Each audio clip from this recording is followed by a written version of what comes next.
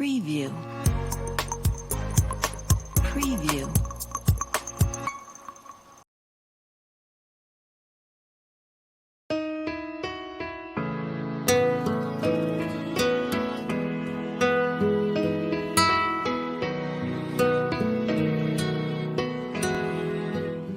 Et je remercie beaucoup le président qui a pensé à ce que je puisse me mettre debout devant vous ce matin, parce que ce n'est pas évident et ce n'est pas réservé si ce n'est pas le Saint-Esprit qui donne la pensée. Alors, je vous remercie beaucoup, Papa Président et Maman Président, pour l'amour et le soutien que vous nous apportez. Nous sommes là depuis, je pourrais dire, pour moi c'est 3 semaines, ou 2, je ne sais pas, pour moi compter les jours, peut-être 2 semaines. Alors, Pasteur Mabialaki était avec moi parce que nous sommes venus pour l'humain. C'est lui qui m'a amené, et lui est retourné à cause des imprévus qui nous accompagnent toujours. Alors, il est au Canada pour le moment, mais je sais qu'il est avec moi aussi à ce moment.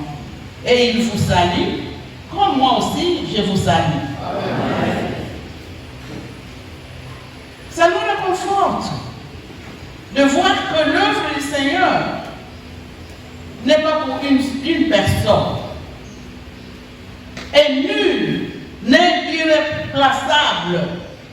Tout le monde œuvre pour la gloire du Seigneur. Parce que, à voir ce qui se passe en ce lieu, l'adoration, la louange et l'ambiance montrent que l'Église de Dieu est vivante. Alléluia!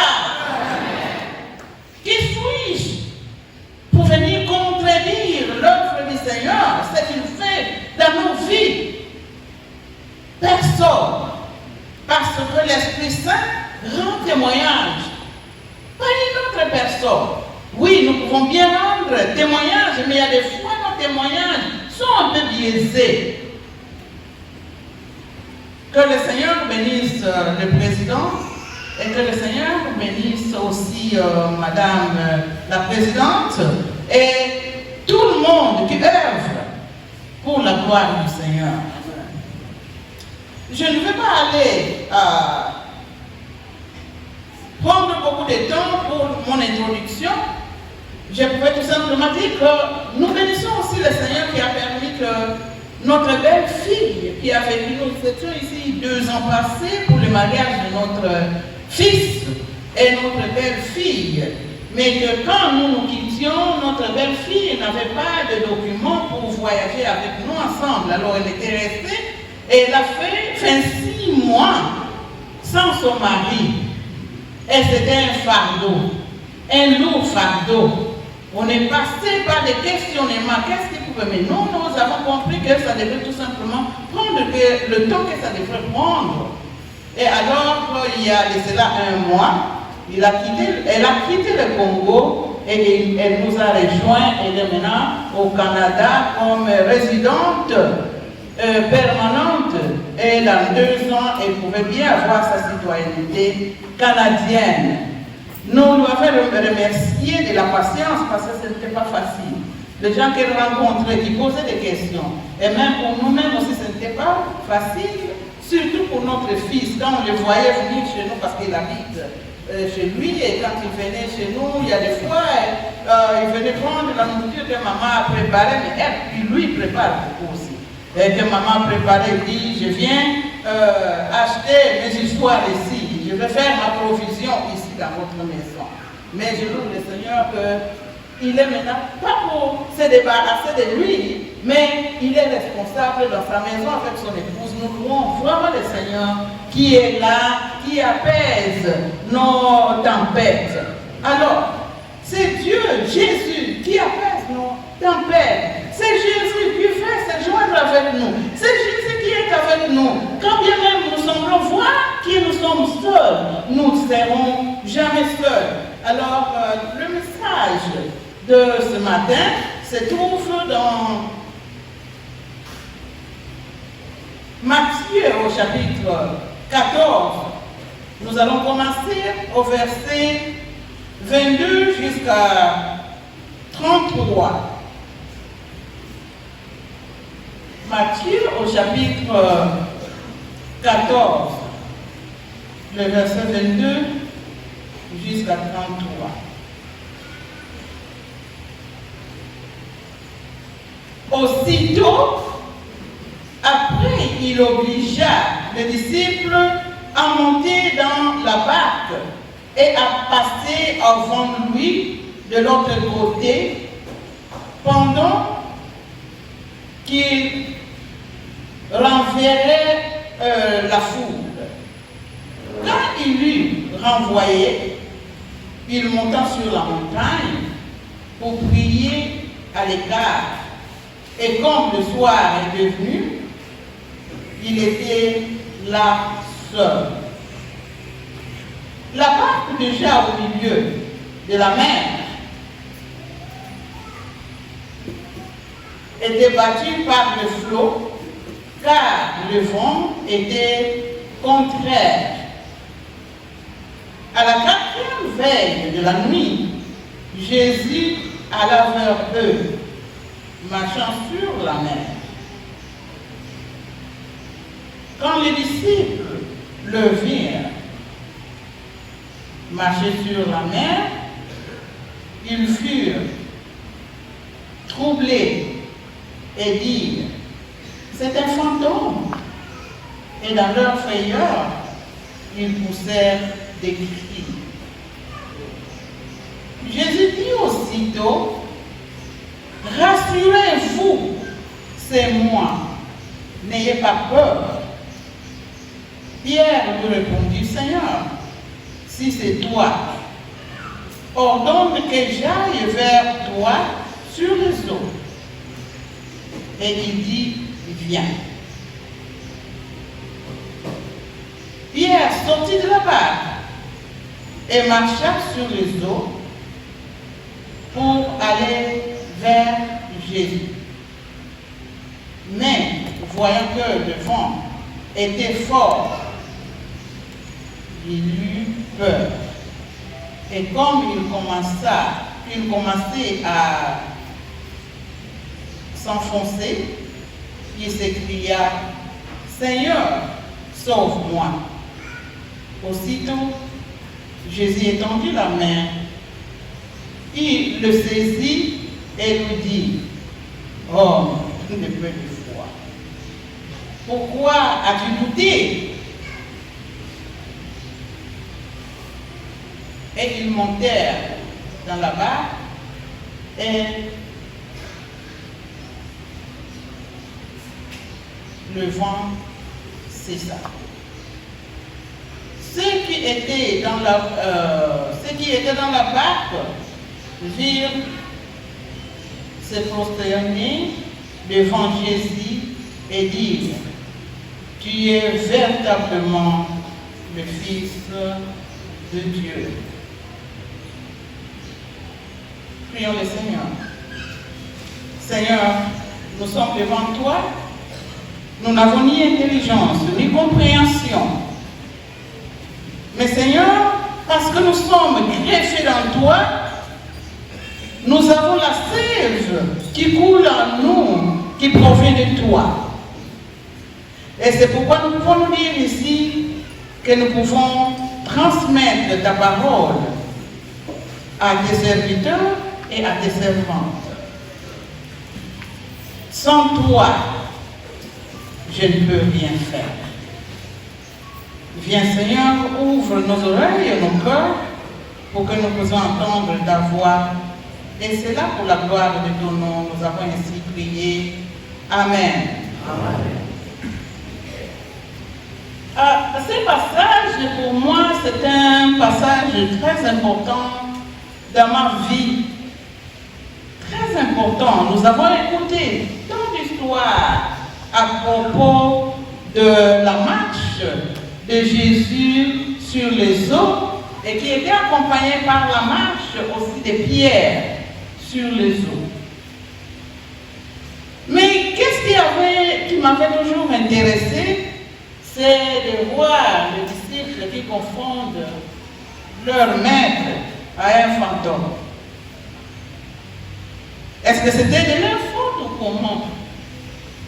Fantôme, souvent quand moi j'ai grandissé, il y avait aussi un mot, pas dans notre maison, parce que papa ne voulait pas qu'on parle ni des sorciers, ni de fantômes. Mais on écoutait cela quand on allait vers le dehors, parce que c'est là qu'il y a des racontages. Alors, il y a des fois, on écoutait que la personne qui était morte vers le haut du village est en train de réapparaître. Qu'on l'a vu, il est passé, il a donné un message. Alors, petite fille que j'étais, remplie de peur, j'avais peur de la nuit. Et même jusqu'à maintenant, je n'aime pas la nuit. Quand la nuit tombe, en tout cas, pour moi, 20h, 20h30, c'est déjà la nuit profonde. Et que si je suis seule, c'est difficile que je retourne ou que c'est difficile que j'aille loin. Et en ce moment-là, plein de peur, j'avais des difficultés même d'aller dans la grande maison, parce que comme vous avez au village, j'ai grandi au village, j'ai vécu au village, alors la grande maison et la cuisine sont séparées. Et j'avais des peurs si on m'envoyait d'aller prendre quelque chose dans la grande maison. On raconte qu'on a vu la personne qui est morte. Donc la personne là qui est morte, qui est déjà enterrée, va venir me rencontrer parce qu'elle se trouve dans la maison. Alors, pour moi, quand je suis arrivée à rencontrer ce passage, à chaque fois que j'ai lu, il y a toujours de nouvelles leçons qui me fortifient et qui me rendent encore plus clair de cette connotation de cette connotation de fantôme. Alors, qu'est-ce que nous avons ici? Nous venons de voir que Jésus est avec ses disciples. Et il venait de nourrir 500 personnes, 5000 personnes, sans compter les femmes. Les femmes à ce moment-là n'étaient pas comptées. Et j'espère que notre Église fournit des efforts pour compter les femmes et parmi les hommes. Parce que les femmes sont des hommes aussi. Alléluia! Les femmes n'étaient pas comptées parmi les hommes. Et moins encore les enfants. Les enfants étaient là. Alors nous ne savons pas le nombre exact que Jésus a nourri à ce moment-là. Parce que beaucoup de fois, les femmes dépassent le nombre des hommes. Et encore, les enfants dépassent le nombre même des femmes. Pour dire que je ne sais pas, je ne peux pas imaginer, je ne peux pas ajouter une parole à la parole de Dieu. Alors, après avoir nourri les 5000 hommes, Jésus a dépêché les disciples pour le défoncer. Immédiatement, la foule a mangé. Ils ont ramassé 12 paniers. Et Jésus dépêche les disciples. Allez-y, immédiatement. Et les disciples, étant puissants, ils sont partis parce qu'ils devraient, selon les ordres de Jésus, ils devraient traverser de l'autre côté de la mer. Et c'est la barque ou la pirogue ou le bateau qui a assuré leur déplacement. Ils sont là. Et la Bible, quand nous lisons, nous dit qu'ils étaient déjà loin sur la mer. Ils étaient en train de partir. Et soudainement, ils voient quelqu'un qui vient de l'autre côté. Là où ils étaient en train de venir, d'aller, la personne vient. Ce n'était pas derrière, parce qu'on a laissé Jésus derrière. Mais c'est devant eux. Oh, c'est quoi ça? C'est étonnant. Alors qu'à ce moment-là, les disciples étaient aussi dans des difficultés, comme nous autres, mes amis. Mes frères et sœurs, nous passons par des moments difficiles. Il y a des moments qui viennent changer nos vies parce que soudainement, les difficultés nous arrivent, parfois les maladies, parfois les situations, parfois le travail. On a été renvoyé, licencié du travail. Parfois la mort subite nous donne des désarrois dans nos vies. Et les disciples se retrouvent dans la mer. Où aller? Ils sont coincés. Et maintenant là, il y a le vent qui est en train de s'abattre sur le bateau, la pirogue. Et ils voient devant eux une personne qui s'avance vers eux. Et quelle était l'attitude des disciples? Ils regardent, ils ne savaient pas où aller. Se plonger, se jeter dans l'eau, c'est la mer. Mais on va périr. Et ils lancent des cris. Des cris de désespoir. Et ils disent que c'est lui-là. Entre eux, hein, c'est comme cela que nous communiquons. Et c'est comme cela que parfois les autres fardeaux deviennent difficiles. Quand nous sommes en train d'entendre, d'écouter les autres nous dire ce qu'ils pensent, ils se sont communiqués entre eux que l'homme devant eux était un fantôme. Ils étaient remplis de frayeur. Alors c'est comme ça que Jésus, quand il crie, Jésus continuait à s'avancer vers eux. Jésus a écouté les cris, la confusion dans la compréhension des disciples. Il s'avance et puis, là où nous avons lu, nous avons vu que Jésus parle. Jésus parle. Il donne la parole. N'ayez pas peur. C'est qui? N'ayez pas peur. C'est qui? C'est moi.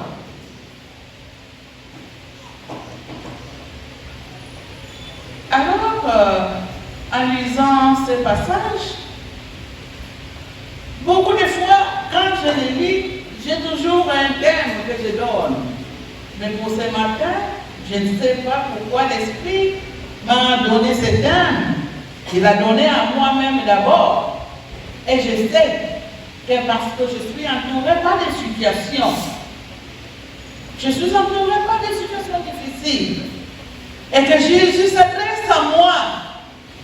N'ayez pas peur. Lilette, n'ayez pas peur. Madame Mabiala-Kenzo, n'ayez pas peur de toutes ces situations-là qui t'entourent. C'est moi. Je suis avec toi. Et le thème est intitulé l'épiphanie. Épiphanie veut dire auto-révélation. Épiphanie veut dire auto-révélation. Ici, Jésus se révèle parce qu'il y a la confusion. Et Jésus prend la parole. Parce que la présence seule de Jésus, la présence seulement de Jésus crée confusion. C'est un fantôme. Alors, il ouvre sa bouche, il donne la parole qui vivifie, qui change la perspective de ceux qui le voient. L'épiphanie de Jésus est égale l'auto-révélation de Jésus. Et qu'est-ce que nous voyons ici? Nous allons encore voir qu'après l'auto-révélation de Jésus, maintenant, Pierre marche sur les eaux. Donc, c'est l'épiphanie de Jésus et la marche de Pierre sur les eaux. C'est incroyable! Quand Jésus se présente, sans parole, il y a l'incompréhension, il y a la confusion. Mais quand Jésus parle à nous, il nous situe par rapport à notre compréhension de son identité. Parce que Jésus nous aime beaucoup. Il nous aime beaucoup. Et nous voyons que ici, quand nous allons voir notre passage, nous pouvons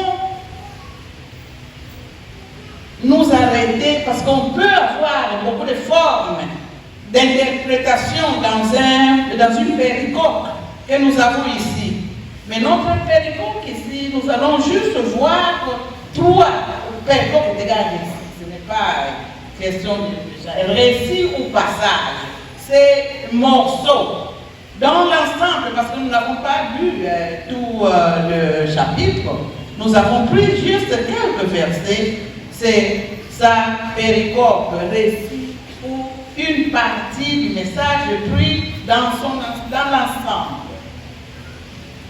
Nous pouvons voir ici que nous pouvons commencer par l'épiphanie de Jésus, l'auto-révélation de Jésus. Qu'est-ce que ça fait? Quand Jésus ne s'était pas révélé, comme j'ai dit tantôt, il y avait la confusion. Mais quand Jésus se révèle, nous voyons d'abord qu'il nous présente quelque chose d'importance, qu'il fallait que Jésus se présente d'abord pour que Pierre puisse comprendre, parce que Pierre est toujours comme l'exemple typique de ce que l'attitude que nous prenons devant Jésus. Jésus se prononce et Pierre comprend. Et Pierre, en regardant Jésus s'approche, et Pierre se dit, il dit à Jésus, si c'est toi, alors ordonne-moi pour que moi aussi je puisse marcher comme toi. Pierre est toujours courageux. Mais la traduction que nous voyons dans les autres Bibles ou les autres traductions, si c'est toi, parce que ici ça présente comme un peu de doute de la part de Pierre, comme si c'est toi, non, tu viens de te présenter, tu viens de te révéler que nous n'ayons pas peur, nous ne pouvons pas avoir peur. Mais maintenant, prouve-moi, c'est comme si c'est dans ce sens-là que Pierre parle. Mais les autres traductions disent, non, Pierre avait compris maintenant qui il est, Jésus, qui est le Tout-Puissant, le Seigneur, son Seigneur. C'est comme cela qu'on pouvait dire ça d'une autre manière. Au lieu de dire si c'est toi, on va dire parce que c'est toi. Est-ce que nous comprenons? Le changement dans l'attitude de Pierre. Il a entendu la voix de Jésus. Il avait compris quand il était loin. Il a parlé. N'ayez pas peur. C'est moi. Ah oui, c'est Jésus. Alors Pierre réagit. Comme c'est toi. J'étais toujours avec toi, Jésus. Maintenant, comme c'est toi, ordonne-moi. Parce que tu as toujours dit que le disciple va faire comme son maître. Que le disciple peut dépasser son maître. Alors ordonne-moi. Moi, je vais avoir la preuve de ce que tu nous dis. Et Jésus lui dit, alors viens. Et Pierre n'a pas hésité. Pierre s'en va. Et il marche sur les eaux. Mais la tempête était toujours là. Et il regarde encore les autres disciples dans la pirogue. Je ne sais pas qu'est-ce qu'il est en train de penser. Mais souvent nous traduisons comme Pierre en voyant le vent, en voyant la tempête, en voyant l'eau qui est en train de provoquer des vagues. a eu peur.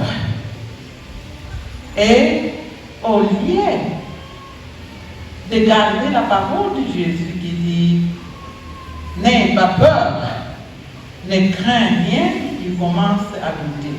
Mais moi, il y a des fois, j'étais en train de me demander, mais est-ce que Pierre, lui, quand il a commencé à marcher là, ce n'était pas pour faire montrer à ses autres disciples qui étaient là, mais vous voyez, moi, je n'ai pas peur, on n'a pas à rater. Et je marche. Mais pourquoi vous autres, vous ne pouvez pas aussi venir? Et Pierre a commencé à penser que c'était de lui-même qu'il pouvait, de sa puissance, de ses forces, qu'il pouvait marcher sur les eaux. Alors que c'est Jésus seul qui rend puissant, qui rend capable, parce que tout est possible à celui qui croit. Quand il a crié, il a marché. Alléluia. Mais quand maintenant il y a des choses qui rentrent en lui, qui commencent à le divertir, de focus, et sa situation change. Il commence à se noyer. Il commence à se noyer. Il a peur, il a des doutes. Il dit, ça me dépasse, je ne peux même pas continuer, Et c'est comme cela que Pierre perd la puissance qu'il avait. Et il, au lieu de fixer les yeux sur Jésus, il commence à se noyer. Mais heureusement pour Pierre, il ne s'est pas laissé faire. Vite, il a répondu qu'à moi-même, ici, je vais mourir. Je ne sais pas si quelqu'un venait à la porte là me dire que viens ici, à la mort est là, viens embrasser la mort parce que tu vas mourir. Je vais fuir. Parce que nous avons toujours peur de la mort, comme Pierre l'a eu aussi. Il a eu plus peur de la mort. Et Pierre, qu'est-ce qu'il a fait? Il a crié à Jésus. Seigneur, c'est ça Seigneur, sauve-moi. Et nous venons de beaucoup chanter ici. Il n'y a que Jésus, il n'y a pas un autre nom qui puisse nous sauver. Peut-être que nous sommes en train de poursuivre les autres dieux et nous les appelons par exemple des fantômes. Mais Jésus seul, et c'est lui qui a la puissance de nous sauver. Pierre était sauvé. Alors tout cela, nous voyons que Pierre avait changé son attitude quand il a compris Jésus. Comme c'est toi. Est-ce que, ici où nous sommes, en commençant par moi-même, avec les situations qui m'entourent, peut-être les étudiants ont fini l'école. Il y a 3 ans passés, 4 ans passés. Ça fait mal au cœur. Il n'y a pas de travail. Est-ce que nous continuons à compter sur le Seigneur, à prier et à savoir que c'est Jésus seul qui peut nous sauver? Est-ce que c'est un problème de maladie? Parfois il est difficile. Quand cela nous arrive immédiatement et ça enlève notre équilibre, nous devenons déséquilibrés. Est-ce que c'est la mort? Nous avons des cas de décès qui nous entourent. Et ce matin, le Seigneur nous parle. N'ayez pas peur, car je suis avec vous. Et quand nous avons vu que quand Pierre a compris cela, il a eu le courage. Mais aussi, quand il avait douté, il a crier à Dieu. Ne soyons pas, ne pensons pas que nous avons gagné le combat. Le combat spirituel continue jusqu'à ce que nous mourrons. Nous continuons à douter, nous continuons à pécher, nous continuons à faire des erreurs, nous continuons aussi à ne pas comprendre Jésus dans notre vie, dans le cas qui nous entoure. Mais comme Pierre a manifesté l'humilité. Beaucoup de fois, nous sommes devenus des héros spirituels. Ce sont les autres qui pêchent. Ce sont les autres où on cherche que les erreurs des autres. Mais alors que moi-même, j'en ai plein. Je me regarde pas. Et je suis devenu héros spirituel. Mais ici, Pierre nous montre l'exemple d'une attitude d'humilité. Prions pour les responsables de l'Église qui s'époumonent. Bonjour papa deuxième vice-président. Bonjour papa Benjamin. Et bonjour les pasteurs. Bonjour papa Ngoual. Bonjour maman Asha. Bonjour maman président. Ils sont nombreux. Mais ce que nous faisons, c'est tout simplement aller chercher, je ne sais pas comment, les fouiller, parce qu'il faut que nous puissions aller les humilier. Au lieu de prier pour ceux qui se promonent avec l'aide du Seigneur, parce qu'eux-mêmes aussi, ils n'ont même pas la puissance, ils n'ont même pas le pouvoir, ils n'ont rien. Mais ce sont nos prières qui vont les encadrer. Priez pour eux. Au lieu de penser que nous autres, nous sommes des héros spirituels, nous ne sommes rien. Mais nous serons une force quand nous sommes ensemble. Alors, ce que nous allons voir en dernier lieu, notre troisième point, c'est ce que Pierre, quand il se rencontre avec Jésus, quand il voit son impuissance, Dieu les sauve. Maintenant, il parle. Pierre se comprend. Pierre comprend bien. Il se dirige maintenant vers la barque, vers les autres disciples. Et il monte dans la barque. Et c'est là que les autres ont compris qu'en voyant Jésus et Pierre, eux, au verset 33, ils l'ont déclaré, les autres, que vraiment, réellement,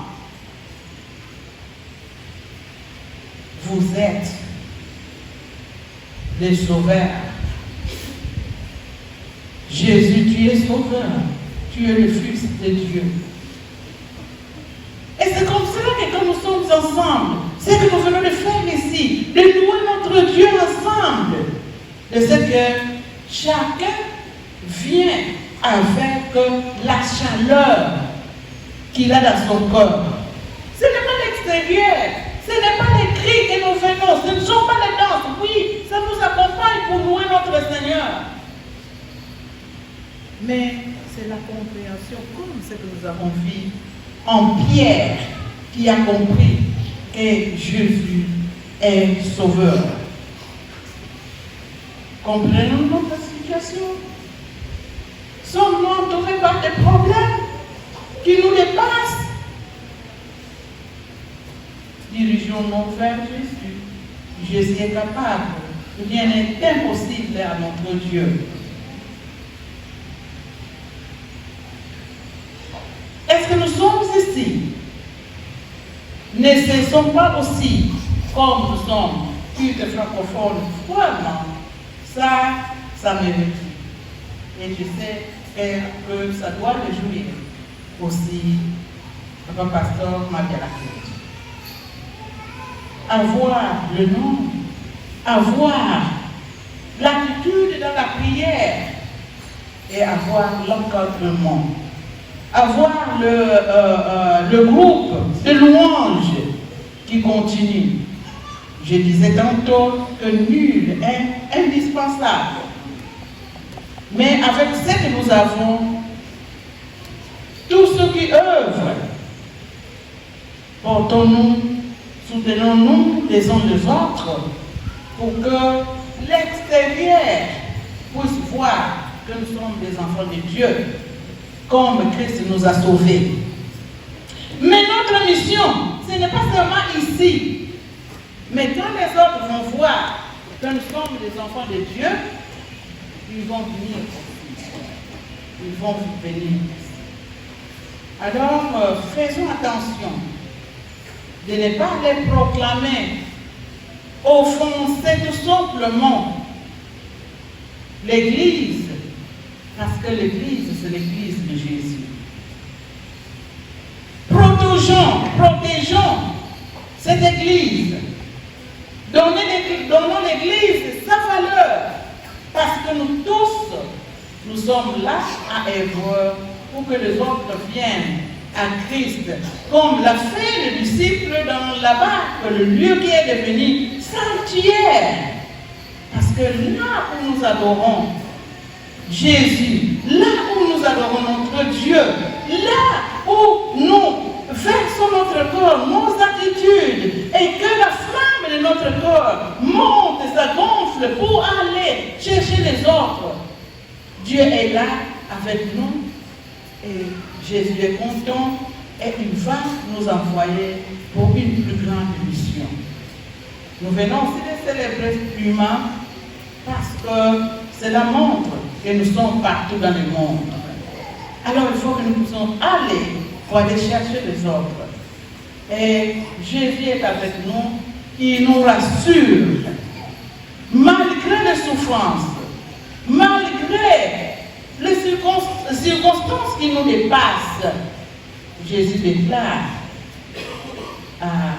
ou à Maman Jeanne, ou à Frère Paul, ou à Jeannette, ou à qui, ou à Sophie, n'ayez pas peur. Il avait nourri les gens, la foule, avec 5 pains et 2 poissons. Tu n'as rien. Jésus est capable de multiplier le peu que nous avons. Il est capable. Il est capable. Il est capable. Et il est capable.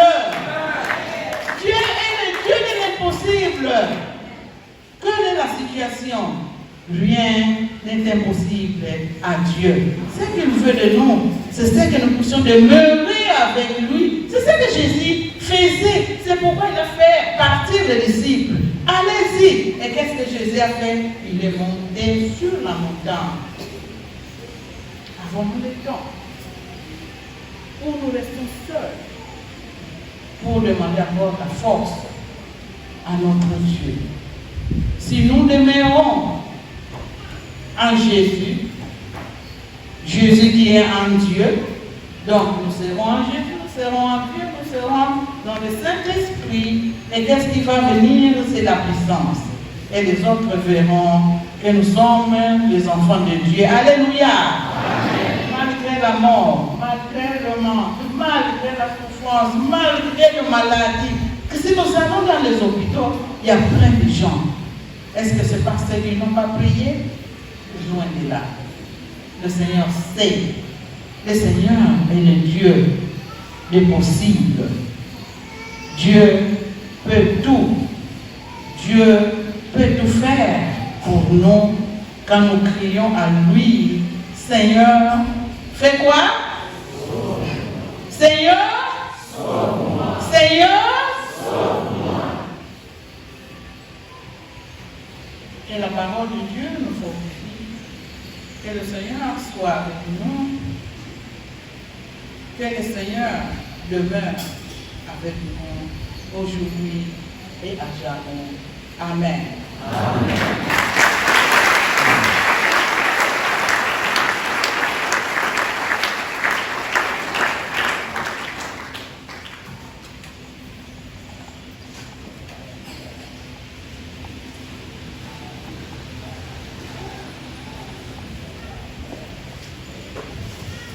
Nous voulons encore entendre les acclamations parce que nous avons un puissant sauveur.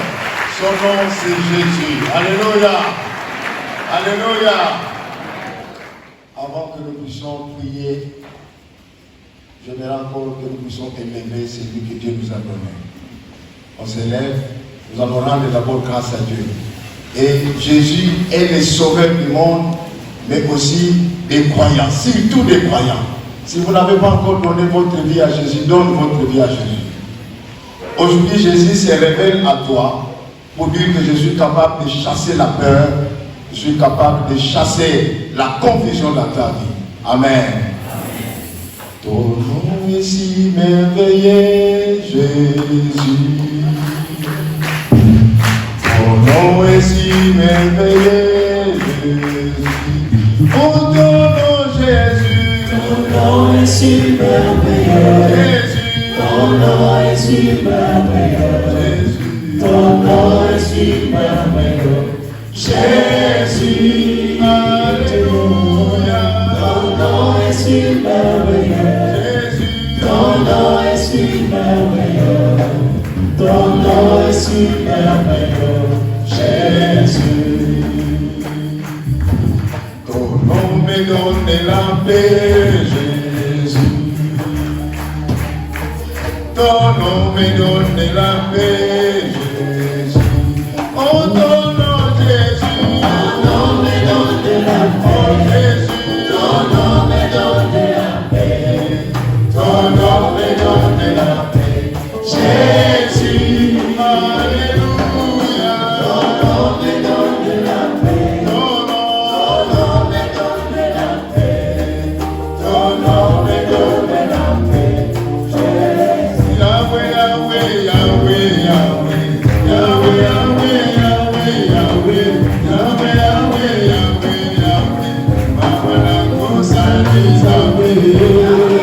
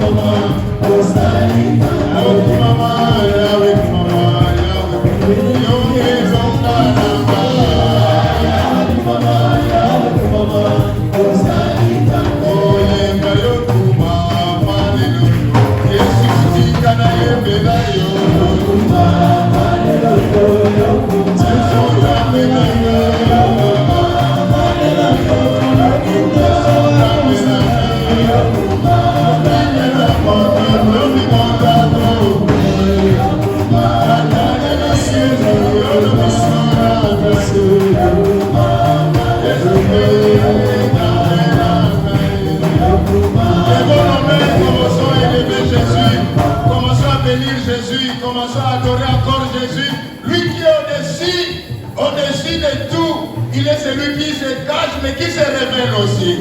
Adorons-le. Il est au-dessus de toutes les tempêtes. Il est au-dessus de toutes les confusions, de toutes les confusions de ma vie. Il est le Seigneur des Seigneurs. Il est celui qui dit, viens, n'aie pas peur, avance, c'est moi. Alléluia. Sois béni, sois glorifié, Seigneur, pour ce message de réconfort, ce message de paix, de confiance, Seigneur, qui vient encore révéler notre force, Seigneur. Pourquoi que tu es un Dieu qui se révèle, c'est Dieu qui se manifeste. Sois béni, Jésus, mon Seigneur et mon Sauveur. Oui, c'est toi le Sauveur. Nous voulons, Seigneur, avoir une autre compréhension de toi, Seigneur. Pendant que la peur envahit nos cœurs, pendant que les doutes, Seigneur, s'installent dans nos vies et nous ne croyons plus à rien, nous croyons que tu es là, au-dessus de tout, Jésus. Sois élevé, sois béni. Alléluia. Très bien, je t'ai aimé.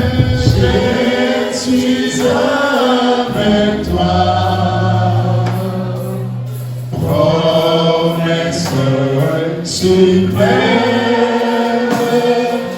qui soutient ma foi. La sombre valeur. La sombre vallée n'a plus d'être. Avec mon soleil, je marche avec mon sauveur. Non, jamais. Je ne suis pas seul. Même quand tout semble noir, même s'il y a la confusion et la paix, il y a quelqu'un qui est avec moi qui ne m'éclaire pas. Jésus mon sauveur, jamais ne nécessaire, jamais ne nécessaire. Non, jamais. Est-ce qu'il y a quelqu'un qui a peur de l'avenir? Il y a quelqu'un qui a peur de l'événement, de la maladie? Jésus veut chasser la peur. Jésus veut chasser les ténèbres, la confusion. Je ne suis jamais tout seul. Rassure-toi que c'est moi. Et c'est parce que c'est toi, Jésus, nous allons prendre l'autorité pour chasser la paix, les doutes et la confusion. Je prie que nous puissions nous tenir main dans la main pour nous soutenir les uns les autres. Tu vas prier pour ton frère, pour que les ténèbres de la paix soient chassées. Par l'auto-révélation, par l'épiphanie, que les doutes qui envahissent le cœur de mon frère, il doute même de son existence. Il doute même qu'il est un enfant de lumière. La peur de l'avenir, la peur de la maladie, la peur de la mort. Et nous allons chasser les désespoirs. Et nous allons prier le Seigneur maintenant. Prie pour ton frère, pour sa vie spirituelle, pour la vie sociale. Prions le Seigneur. Commence à prier pour ton frère. Touche ton frère. Tiens-nous main dans la main. Prie que Dieu chasse les ténèbres de la peur. Que Dieu chasse la tristesse, la maladie, la mort, les doutes. Soutenez-le.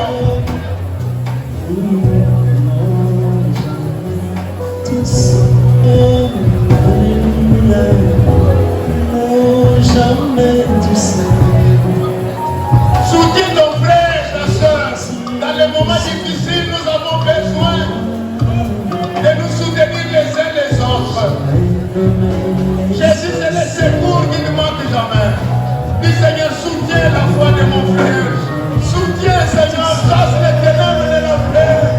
La paix de sortir, la paix de l'avenir. Que Dieu les garde, les fortifie. Alléluia.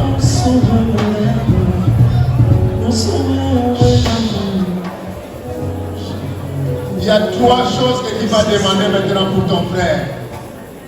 Jésus-Christ dit, allons de l'autre côté. Ils ont obéi. Le courage de Pierre, mais aussi l'humilité. Et un esprit de la compréhension de Jésus. Une nouvelle dimension de comprendre Jésus. Un esprit de révélation de Jésus. Pour qu'il y ait stabilité et équilibre dans sa vie. Est-ce que tu peux prier pour ces choses? Demande cela, que Dieu les donne à mon frère, à ma soeur. Pour l'obéissance, l'humilité, le courage. Il a avancé, il a dit c'est moi, viens l'homme, la foi et l'esprit de la révélation. De comprendre que c'est Jésus. Prie le Seigneur, que Dieu enlève les voiles. Que Dieu ôte les voiles. Qu'il puisse comprendre que c'est Jésus. Qu'il ne l'a pas abandonné. Prions le Seigneur.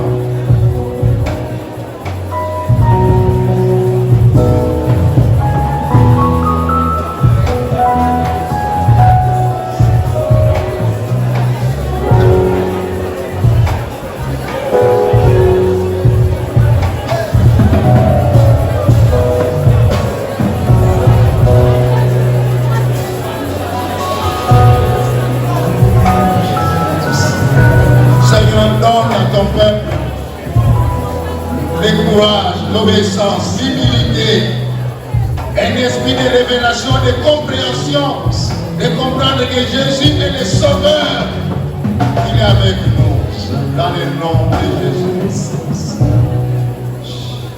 Restons calmes. Et nous invitons les bien-aimés qui se sentent dans un embarras, des situations qui se compliquent. Si vous n'avez pas de situation, mettez-vous. Mais si vous avez des situations, dis Seigneur, je suis fatigué. Mettez tes mains sur ta tête. Pendant que nous chantons, et Dieu est tout capable. Tes mains sur ta tête. Nous allons invoquer les sauveurs qui nous sauvent de toutes les situations qui nous menacent, qui nous sauvent de la misère, de la pauvreté, de la maladie, des blocages. Alléluia.